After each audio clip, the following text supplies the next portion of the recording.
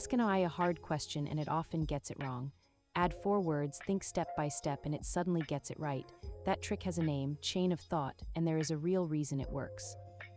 Here is the key idea: an AI has no hidden scratchpad. The only place it can work is the words it writes, so if it jumps straight to the final answer, it has done no working at all.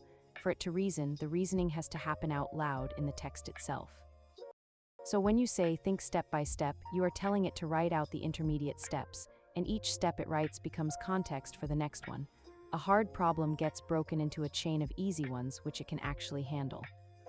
Why does that improve the answer? Jumping straight to the end forces one giant leap of logic. Showing the steps replaces that single leap with lots of small, checkable ones, and along the way, mistakes have somewhere to actually get caught.